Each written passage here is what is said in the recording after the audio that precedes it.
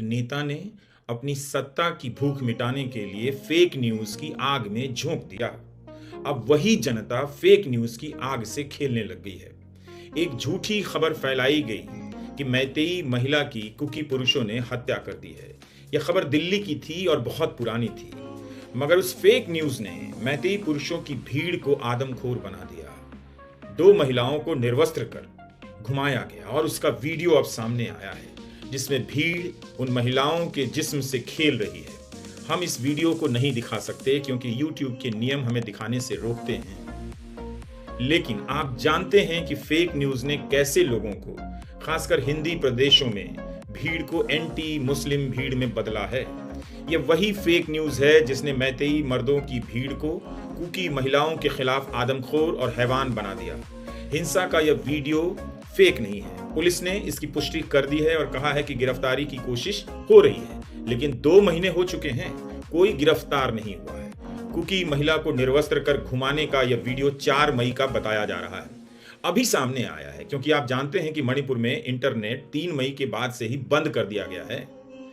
अगर शर्म होती तो कहने की जरूरत नहीं पड़ती कि आपको इस घटना पर शर्म आनी चाहिए। एक नेता को देवता बनाने की सनक ने समाज को भीतर से मुर्दा बना दिया है, वरना समाज के भीतर से ही इस हिंसा के खिलाफ इतनी आवाजें उठती कि किसी को चीखने की जरूरत नहीं महसूस होती। कितनी बार दिल्ली में रहने वाली कुकी महिलाओं ने जंतर मंतर पर आकर सरकार का दरवाजा खटखटाया, दिल्ली को पुकारा, मगर सब खामोश रहे। कुकी महिलाओं ने हर तरह से कोशिश की कि राज्य की हिंसा काबू में आए और शांति हो, प्रधानमंत्री हस्तक्षेप करे, लेकिन किसी ने उनकी आवाज नहीं सुनी। गोदी मीडिया का साम्राज्य अपने बादशाह की सेवा में लगा रहा। इन लड़कियों की आवाज ही देश सुन लेता तो हिंसा का रास्ता खुद से निकाल लेता। चंद पत्रकार और विपक्ष चिल्ला रहा था कि प्रधानमंत्री मणिपुर जाएं, शांति की अपील करें, विपक्ष से बात करें, कोई रास्ता निकालें, वहां के लोगों से बात करें। मगर ऐसे सवालों को इस तरह की रैलियों के कवरेज से ढक दिया गया और देश को बताया गया कि विदेशों में प्रधानमंत्री की लोकप्रियता कितनी बढ़ गई है, जबकि यहाँ जो देख रहे हैं ज्यादातर भारतीय लोग ही जो विदेशों में रहते हैं इन सभाओं में जुटाए गए हैं। इन्हें जुटाने में कितना पैसा खर्च हुआ, किसका पैसा खर्च हुआ, इसका जवाब कोई नहीं जानता है। और इसका भी जवाब नहीं जानता कि प्रधानमंत्री मोदी पेरिस गए, अमेरिका गए, इजिप्ट गए, लेकिन मणिपुर क्यों नहीं गए। गोदी मीडिया के किसी एंकर ने यह सवाल पूछा हो तो आप जरा मेहनत कर बताइए, हम भी जानना चाहते हैं। प्रधानमंत्री का बयान आ गया है, बोलना पड़ गया, मगर जिस तरह से उन्होंने बोला है अच्छा होता ना ही बोलते। आप उनके बयान को ध्यान से सुन लीजिए। मणिपुर कम दिखाई देगा, राजस्थान, छत्तीसगढ़ कांग्रेस की सरकारें ज्यादा सुनाई देंगी और राजनीति का टोन ज्यादा सुनाई देगा। मेरा हृदय पीड़ा से भरा हुआ है, क्रोध से भरा हुआ है। मणिपुर की जो घटना सामने आई है, किसी भी सभ्य समाज के लिए यह शर्मसार करने वाली घटना है। पाप करने वाले, गुनाह करने वाले कितने हैं, कौन है, वो अपनी जगह पे है, लेकिन बेइज्जती पूरे देश की हो रही है।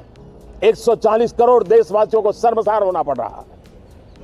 मैं सभी मुख्यमंत्रियों से आग्रह करता हूं कि वे अपने राज्य में कानून व्यवस्था को और मजबूत करें, खास करके हमारी माताओं बहनों की रक्षा के लिए कठोर से कठोर कदम उठाएं। घटना चाहे राजस्थान की हो, घटना चाहे छत्तीसगढ़ की हो, घटना चाहे मणिपुर की हो। तो इस बयान में बैलेंसवाद भी आ गया, उनकी राजनीति आ गई। मणिपुर की घटना के साथ साथ राजस्थान और छत्तीसगढ़ भी आ गया क्योंकि वहां कांग्रेस की सरकार है। तब फिर मध्य प्रदेश भी आ जाता और उत्तराखंड की अंकिता भंडारी का भी जिक्र कर देते। तो इन सब उदाहरणों के साथ प्रधानमंत्री यह भी कहते हैं कि इस घटना को वाद विवाद से ऊपर उठकर देखा जाना चाहिए, मगर खुद नहीं देख पाते हैं। कम से कम प्रधानमंत्री बृजभूषण सिंह का ही नाम ले लेते, जो उनकी ही पार्टी के सांसद हैं, जिनके खिलाफ महिला पहलवानों ने हफ्तों धरना दिया और एक शब्द तक नहीं बोल सके। मणिपुर की घटना पर जब उनसे सवाल किया गया तो भारत के सभी राज्य याद आने लगे, इसलिए कि बृजभूषण सिंह पर अलग से ना बोलना पड़ जाए और मणिपुर पर अलग से उनकी जवाबदेही तय ना हो जाए। उन्हें याद रखना चाहिए कि बृजभूषण सिंह के मामले में भी उनके बोलने का इंतजार आज तक किया जा रहा है। आम आदमी पार्टी ने बीजेपी का नाम बृजभूषण जनता पार्टी रख दिया है।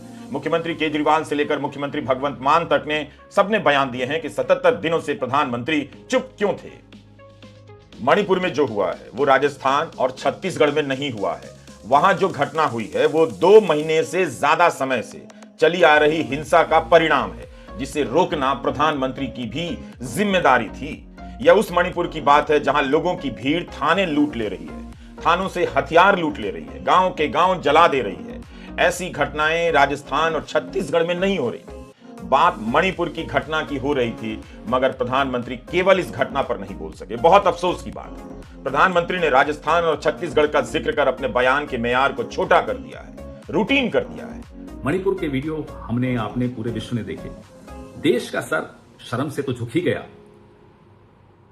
एक एक व्यक्ति की रूह कांप गई। एक आदमी जो अपने आप को विश्व गुरु कहते हुए पूरे विश्व में इठलाता हुआ घूमता है, उसका मुंह 78 दिन तक नहीं खुला, चुप रहा। आज बोले तो 36 सेकंड के लिए बोले मणिपुर पर, वो भी कब? जब सुप्रीम कोर्ट का नोटिस आ गया, सुप्रीम कोर्ट ने सो मोटो कॉग्निजेंस लिया। इनकी एक मंत्री हैं, अपने आप को नेता मानती हैं, स्मृति ईरानी। कल जब सोशल मीडिया से बहुत उनको ताने मिलने शुरू हुए, तब जाकर रात को उन्होंने एक ट्वीट किया मणिपुर पे, और आज सुबह गलती सुधारने के लिए राजस्थान पे भी ट्वीट कर दिया कि राजस्थान में जो बलात्कार हुआ उसका राष्ट्रीय महिला आयोग ने कॉग्निजेंस लिया। अरे आप क्या कॉग्निजेंस लेंगी? वहां के मुख्यमंत्री, वहां की सरकार गिरफ्तार कर चुकी है आपके अखिल भारतीय विद्यार्थी परिषद के तीनों कार्यकर्ताओं को। वो धर्मपाल हो, वो समंदर हो, वो भट्टम सिंह हो, तीनों को गिरफ्तार कर चुकी है जिन्होंने ये बलात्कार किया था। तो आप बैठे रहिए।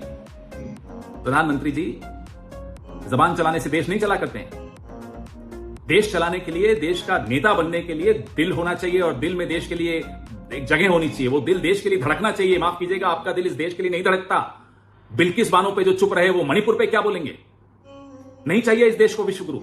इस देश को प्रधानमंत्री चाहिए, एक ऐसा नेता चाहिए जिसका दिल हो, और वो दिल भारत के लिए, इंडिया के लिए धड़कता हो। आप तो भारत और इंडिया में भी विभाजन करा रहे हैं। ये विभाजन की राजनीति जो आपकी है, आज उसी का खामियाजा पूरा देश भुगत रहा है, मणिपुर भुगत रहा है।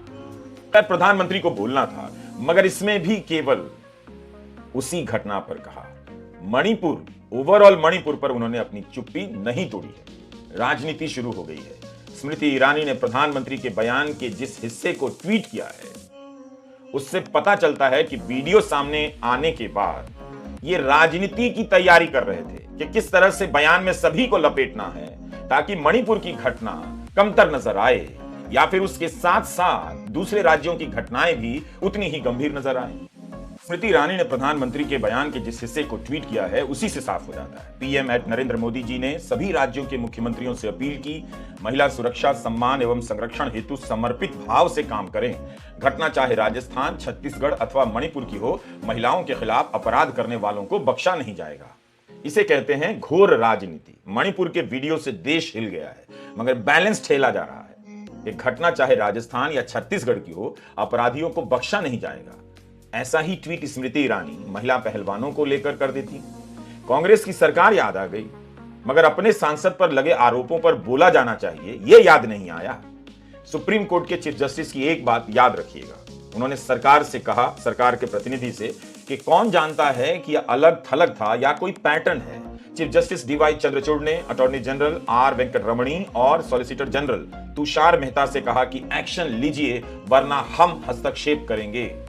चीफ जस्टिस ने कहा कि हम उन वीडियो से बहुत परेशान हैं जो मणिपुर में 2 महिलाओं की परेड के बारे में सामने आए हैं। हम अपनी गहरी चिंता व्यक्त कर रहे हैं। अब समय आ गया है कि सरकार वास्तव में कदम उठाती है और कार्रवाई करती है। यह बिल्कुल अस्वीकार्य है। सांप्रदायिक संघर्ष के क्षेत्र में लैंगिक हिंसा भड़काने के लिए महिलाओं को साधन के रूप में इस्तेमाल करना बेहद परेशान करने वाला है। यह मानवाधिकारों का सबसे बड़ा उल्लंघन है। चीफ जस्टिस ने कहा कि हम सरकार को कार्रवाई करने के लिए थोड़ा समय देंगे, अन्यथा हम हस्तक्षेप करेंगे। 2 महीने पुरानी घटना है ये। जब हाहाकार मचा, तब जाकर पहली गिरफ्तारी हुई है। इस भीड़ में कितने लोग शामिल थे, सही कोई नहीं जानता, मगर संख्या 900 से 1000 भी बताई जाती है। देखते चलिए कि गिरफ्तारी एक पर रुकती है या फिर 100, 200 या पूरी भीड़ गिरफ्तार की जाती है। राज्य के मुख्यमंत्री बीरेन्द्र सिंह का भी ट्वीट आया है, उनका भी दिल हिल गया है, जबकि यह घटना पहले ही मीडिया में रिपोर्ट की जा चुकी थी। सोनिया गांधी ने प्रधानमंत्री से मुलाकात की और मणिपुर पर विस्तृत चर्चा कराने की मांग की है। इंडियन एक्सप्रेस की सुकृता बरुआ ने अपनी रिपोर्ट में लिखा है कि कुकी जुमी समुदाय की इन 2 महिलाओं का जो वीडियो सामने आया है, इनमें से एक ने बताया है कि पुलिस ने उन्हें भीड़ के हवाले कर दिया। पुलिस तो भीड़ के साथ थी जब भीड़ उनके गांव पर हमला कर रही थी। पुलिस उन्हें घर से उठाकर ले गई और थोड़ी दूर बाद सड़क पर छोड़ दिया। हमें पुलिस ने भीड़ के हवाले किया है। ये हुआ है इन महिलाओं के साथ। और महिला विकास मंत्री स्मृति ईरानी और प्रधानमंत्री नरेंद्र मोदी इस घटना की निंदा में साफ साफ बातों का उल्लेख नहीं करते, बल्कि राजस्थान और छत्तीसगढ़ की घटना को भी मिलाते। इस हिंसा के कारणों को समझिए, ये नस्ली हिंसा है। एक समुदाय दूसरे समुदाय की महिलाओं को, बच्चों को, मर्दों को मार रहा है, हमला कर रहा है। आरोप है कि राज्य की पुलिस मैतेई समुदाय के साथ हो गई है। राज्य की मशीनरी नाकाम है, जो हथियार लूटे गए हैं वही अभी तक सभी के सभी वापस नहीं आए हैं। इसलिए मणिपुर पर चर्चा जरूरी है। लेकिन आज साफ हो गया कि मोदी सरकार के लिए मणिपुर की घटना किस हद तक मायने रखती है। उन्हें इस पर भी ईगो हो गया कि लोगों ने सरकार से सवाल पूछ दिया। आप खुद देखिए कि पीयूष गोयल ने कहा क्या। हम तैयार है चर्चा के लिए। तो मुझे लगता है कि ये डाइवर्शनरी टैक्टिक विपक्ष का चलेगा नहीं। सरकार पूरी तरीके से डिस्कशन के लिए तैयार है, लेकिन विपक्ष चर्चा से भाग रहा है। सरकार ने सदन में घोषणा कर दी है। हमने कल ऑल पार्टी मीटिंग में भी सबको कहा था कि हम चर्चा के लिए तैयार हैं। अब उनकी तरफ से अड़चने आना ये साफ जाहिर करता है कि बंगाल में जिस प्रकार से हिंसा की घटनाएं हमने देखी, इतने सारे भारतीय जनता पार्टी के कार्यकर्ताओं ने अपने जीवन का बलिदान दिया, जिस प्रकार से हम महिलाओं के बहुत ही घृणा के दृश्य राजस्थान में देख रहे हैं, छत्तीसगढ़ में देख रहे हैं, महिलाओं के साथ जो दुर्व्यवहार हो रहा है कांग्रेस शासित प्रदेशों में, उससे भागने के लिए, उससे छुपने के लिए शायद कांग्रेस ने देखा जब सरकार मणिपुर की चर्चा करने के लिए तैयार है तो अब वो भाग रहे हैं चर्चा से, और जिस सदन में वो कार्रवाई नहीं चलाने देना चाह रहे हैं तो उसमें ये नया अड़ंगा डालने का कोई मतलब नहीं। कांग्रेस बनाम भाजपा की राजनीति किसने बनाई? कांग्रेस बनाम भाजपा की राजनीति का रूप सबसे पहले प्रधानमंत्री ने दिया, उसे आगे बढ़ाया स्मृति ईरानी ने, और उसके बाद पीयूष गोयल भी अब कांग्रेस की सरकारों का इसमें उल्लेख कर इस राजनीति को आगे बढ़ा रहे हैं। मणिपुर पर चर्चा से कौन भाग रहा है, कौन चुप है? देश देख रहा है। 3 मई से वहां हिंसा हो रही है। प्रधानमंत्री ने शांति की अपील नहीं की, वहां का दौरा नहीं किया, वहां के लोगों से मुलाकात नहीं की। इस भीड़ में इस महिला के दोस्त का एक भाई भी था। जमीन मेरी है, चूंकि संख्या ज्यादा मेरी है, इस राजनीति ने लोगों को आदमखोर बना दिया है। आप हाउसिंग सोसाइटी के अंकिलों, एनआरआई अंकिलों से पूछिए कि मणिपुर में जो हुआ उसके लिए कौन जिम्मेदार है, किस तरह की राजनीति जिम्मेदार है, जो लोगों को इस दुस्साहस से भर देती है कि वे किसी महिला को निर्वस्त्र कर दें और घुमाएं और उसके शरीर के साथ जो चाहें वो करें। आप मानेंगे नहीं, क्योंकि आप फंस गए हैं। आप इस राजनीति से अब बाहर नहीं निकल पाएंगे। जिस राह पर आप 10 साल पहले चले थे, उस राह पर पीछे लौटने का रास्ता तो है, मगर दरवाजा बंद कर दिया गया है। आप कभी भी लौट नहीं सकेंगे। दिल्ली में कुकी महिलाएं प्रदर्शन करती रहीं। वे तो गृह मंत्री के घर के बाहर भी पहुंच गई थीं। हर जगह संयम का परिचय दिया, लोकतांत्रिक तरीके से प्रदर्शन किया, लेकिन जल्दी ही सरकार ने इस मसले को भुला सा दिया। किसी को पता नहीं कि मई के आखिर में अमित शाह ने मणिपुर को लेकर जो ऐलान किया उसका क्या हुआ। हर जगह बहुमतवाद की राजनीति, जमीन पर एक जात एक धर्म के कब्जे का दावा, समाज के अल्पसंख्यकों को बाहरी घोषित करने की दादागिरी, या राजनीति हिंदी प्रदेशों में एंटी मुस्लिम के रूप में फैल रही है। यही राजनीति मणिपुर में एंटी कुकी के रूप में हैवान बन चुकी है। धर्म के नाम पर पहचान की राजनीति ने आपके नेता को तो देवता बना दिया, मगर बदले में आपके बेटों को दंगाई बना दिया है। यही वो राजनीति है जिसकी चपेट में आने वाली जनता भीड़ में बदल जाती है और भीड़ के हिसाब से राज्य और देश पर दावा करने लग जाती है। संविधान और कानून का सम्मान करने की बात तो दूर ही है। महिला व विकास कल्याण मंत्री स्मृति ईरानी, जब यह वीडियो सामने आया तो बहुत सी महिला पत्रकार और सजग नागरिक अपने आप को रोक नहीं सके। मंत्री जी को टैग कर ट्विटर पर पूछने लग गए कि अब तो आप बोलिए। उन्होंने मंत्री जी से सवाल करना शुरू कर दिया कि कैसे चुप रह सकती हैं, वे महिला विकास मंत्री हैं, चुप रहने से बेहतर है वे इस्तीफा क्यों नहीं दे देती हैं। तब जाकर मंत्री जी ने ट्वीट किया कि उन्होंने मुख्यमंत्री बीरेन सिंह से बात की है। बीरेन सिंह ने आश्वासन दिया है कि जांच चल रही है और किसी को नहीं छोड़ा जाएगा। लोगों ने सवाल पूछना शुरू कर दिया कि 2 महीने हो गए, इस एफआईआर के 2 महीने हो गए और इस घटना के 2 महीने से अधिक हो रहे हैं, आज तक एक गिरफ्तारी नहीं हुई है। तो इस तरह से मंत्री ट्वीट कर अपनी जिम्मेदारियों से बचने का प्रयास करते हैं, जबकि जनता उनसे पूछ रही है कि आप क्यों नहीं शिविरों में जाकर महिलाओं की हालत का जायजा लेने की कोशिश करती हैं, क्यों नहीं गई आप? स्क्रोल के अरुणाभ सैकिया की रिपोर्ट आप पढ़ सकते हैं और पूछ सकते हैं कि ऐसी रिपोर्ट उन खरबपतियों के चैनल पर क्यों नहीं आती जो बड़े बड़े दावे करते हैं कि भारत में ग्लोबल चैनल बनाएंगे। अरुणाभ सैकिया ने लिखा है कि कुकी महिला से कहा गया कि अगर उसने कपड़े नहीं उतारे तो हत्या कर दी जाएगी। 21 साल की उस महिला ने जो हिंसा झेली है, जिसकी पुष्टि पुलिस ने की है, एफआईआर से भी होती है। तब महिला विकास मंत्री स्मृति ईरानी ने मुख्यमंत्री को फोन क्यों नहीं किया? महिलाओं के साथ हिंसा को लेकर कब से खबरें छप रही हैं? तब स्मृति ईरानी ने फोन क्यों नहीं किया? 21 साल की यह महिला मैतेई भीड़ से बचने के लिए भाग रही थी, भीड़ ने उसे पकड़ लिया। एफआईआर में एक महिला के साथ बलात्कार का भी मामला दर्ज है। 18 मई को एफआईआर हुई है, 2 महीने बीत गए, कोई गिरफ्तारी नहीं हुई। अरुणाव सैकिया की इस रिपोर्ट की और भी डिटेल है। सवाल है कि ऐसी कई रिपोर्ट छप गई हैं। कई पत्रकारों ने लगातार सवाल उठाए हैं कि सरकार ने क्यों नहीं बोला, प्रधानमंत्री ने शांति की अपील क्यों नहीं की, स्मृति ईरानी ने वहां का दौरा क्यों नहीं किया, क्यों नहीं वहां की महिलाओं से बात की। दिल्ली में जो कुकी महिलाएं प्रदर्शन कर रही थी, उन्हीं को बुलाकर अपने घर पे, अपने दफ्तर पे उनसे बात करती, तो कम से कम लोगों में यह संदेश जाता कि सरकार सुन रही है। वो कुछ नहीं कर पा रही है, लेकिन कम से कम उनकी बातों को सुन रही है। प्रिंट की यह रिपोर्ट सोनल मथारू और अनन्या भारद्वाज की है। 12 जुलाई को आ गई थी, तो इसकी सूचना स्मृति ईरानी को क्यों नहीं पहुंची होगी? यह कोई साधारण खबर तो थी नहीं। इसकी हेडिंग है कि कोई मणिपुर में बलात्कार के बारे में बात नहीं करना चाहता है, इसे लेकर चुप्पी है। इस रिपोर्ट में भी उस घटना का जिक्र है जिसका वीडियो सामने आया है। गुजरात के सांप्रदायिक दंगों में देखा गया है कि धर्म के नाम पर बदला लेने के लिए औरतों को निशाना बनाया गया, उनके साथ बलात्कार हुआ। बिल्किस बानो के केस में जब बलात्कार के मामले में सजा पाए अपराधी समय से पहले रिहा कर दिए गए, तो आप जानते ही हैं कि किसकी राजनीति खेमे के लोग उन बलात्कारियों को फूल माला पहनाने गए थे। मणिपुर में बलात्कार की शिकार महिलाएं पुलिस में जाकर शिकायत भी नहीं करा पा रही हैं। समाज उन्हें हौसला नहीं देता है कि अपने साथ हुई यौन हिंसा के खिलाफ वो बोलें, आवाज उठाएं और हिंसा करने वालों की पहचान करें। यह बताता है कि उन्हें राज्य की पुलिस पर कितना कम भरोसा रह गया है। वो जानती हैं कि मैतेई पुरुषों की निशानदेही करेंगी तो उनका खतरा और बढ़ जाएगा। हर दूसरा आदमी जो इस घटना से वाकिफ है सिर्फ एक सवाल पूछ रहा है, प्रधानमंत्री कब बोलेंगे? और जब उसका जवाब नहीं आता तो दूसरा सवाल पूछता है कि जनता कब बोलेगी? मरा हुआ समाज जब देख नहीं पा रहा है तब बोल कैसे सकता है? जिस बीजेपी को अपने प्रधानमंत्री से पूछना चाहिए था कि आप मणिपुर क्यों नहीं जा रहे, वह बीजेपी राहुल गांधी का मजाक उड़ाने लग गई कि मणिपुर माहौल खराब करने गए हैं। लेकिन क्या प्रधानमंत्री को नहीं जाना चाहिए था? चुनावी रैलियों में तो जा ही रहे हैं। मणिपुर को लेकर क्या ईगो है? राहुल ने शालीनता से ट्वीट किया है कि प्रधानमंत्री की चुप्पी और कोई एक्शन ना लेने की वजह से मणिपुर में अराजकता फैल गई है। मणिपुर में आइडिया ऑफ इंडिया पर हमला हो रहा है, लेकिन इंडिया चुप नहीं रहेगा। फेक न्यूज ने न जाने कितनों की जान ले ली और कितनों को हत्यारा बना दिया। कितनी भयावह बात है कि महिलाएं अपने शरीर पर इतना जख्म झेलने के बाद चुप रह जा रही हैं, क्योंकि समाज में बदनामी होगी।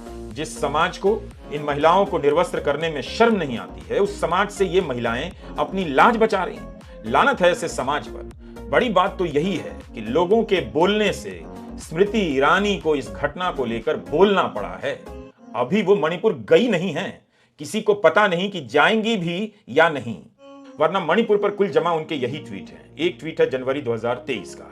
स्मृति ईरानी मुख्यमंत्री बीरेन्द्र सिंह को जन्मदिन की शुभकामनाएं दे रही हैं। लिख रही हैं कि उन्होंने मणिपुर में विकास की रफ्तार तेज कर दी है। 30 अप्रैल को ट्वीट करती हैं कि मणिपुर की टेक्सटाइल का मन की बात में जिक्र हुआ है। और तीसरा ट्वीट है वीडियो के वायरल होने के बाद का, कि जो वीडियो सामने आया है वो विभत्स है। मुख्यमंत्री से बात हुई है, उन्होंने कहा है कि जांच जारी है, किसी को छोड़ा नहीं जाएगा। हिंदू अखबार की विजेता सिंह की रिपोर्ट है कि एफआईआर में कहा गया है कि एक महिला के साथ बलात्कार हुआ, भीड़ ने पिता और भाई की हत्या कर दी। 1000 लोगों की भीड़ ने पुलिस की टीम को रोका, उसके पास आधुनिक हथियार थे। भीड़ ने पुलिस की कैद से 5 लोगों को छुड़ा भी लिया। तो इस पुलिस के दम पर बीरेन्द्र सिंह स्मृति ईरानी को आश्वासन दे रहे हैं कि दोषी पकड़ा जाएगा, और मंत्री इसे ट्वीट कर रही हैं। मंत्री ने यह नहीं बताया कि यह घटना 4 मई की है। 18 मई को एफआईआर हो गई थी और अभी तक कोई एक्शन नहीं हुआ है। मंत्री ने यह भी नहीं बताया कि मीडिया में ऐसी रिपोर्ट आने के बाद उन्होंने तुरंत क्यों नहीं एक्शन लिया। अगर उनके अधिकारी इतनी गंभीर खबरों को मंत्री के सामने रिपोर्ट नहीं करते हैं तो वे दफ्तर में करते क्या हैं? लेकिन मंत्री जी राहुल गांधी से भिड़ने को लगता है अपना मुख्य काम समझ बैठी हैं। 15 जुलाई को राहुल ने ट्वीट किया कि मणिपुर जल रहा है, ईयू की संसद भारत के आंतरिक मामलों पर चर्चा कर रही है। प्रधानमंत्री ने एक शब्द नहीं कहा। इस बीच रफाल की खरीद के कारण उन्हें बास्तिल दिवस की परेड में जाने का टिकट जो मिल गया है।